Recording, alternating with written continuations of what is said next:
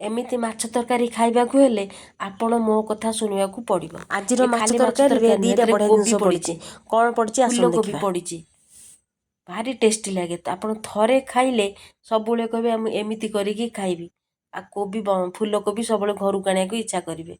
देखंतु प्रथमे आमे कोन कलु, फूल कोबीटा को छोट छोट करी काटि देलु। तापरे माछ जो थिला ता दे लुण हळदी गुळेई देलु। लुण हळदी न गुळिले आइंसिलिया बास्ना हबो। भल भाबे लुण हळदी गुळेइयाकू पड़िबो। तापर से जो कोबी थिला से कोबी की आलू को एका सहित भजा हला। तेल पड़िकी भजा हेगला कड़ाई रे। तापरे माछटा को भजा हला। तापरे पियाजटा कषा हला। एतिर अदा रसुण पेस्ट ता देहरे पड़िला।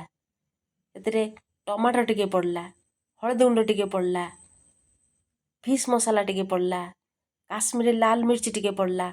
सबुठ बढ़िया जिनस हला हेंगू टिके एतिर पड़ला। तापरे पुणी कषा हला। एतिर तेल बाहरिया पर्यंत मसलारू कषा हला मसलाटा। तापरे जो आमे जो कोबी आ आलू भाजिकी रखिथिले ताकू ता देहरे पकेई देले।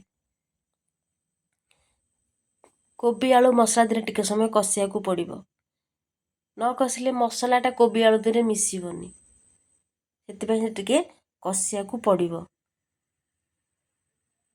तापरे कषि सारा परे पानी गोटे जगार गरम कर आप रखिथिबे। एतरे पानी दे देबे, से गरम पानी देबे। देखंतु मसलाटा तरकारीटा फुटी गला परे एतिरे माछ पकेइबे। तापरे माछ फुटी गला परे सेतिरे धनिया पत्र काटिकी रखिथिबे टिके छिंची देबे। तापरे खांतु।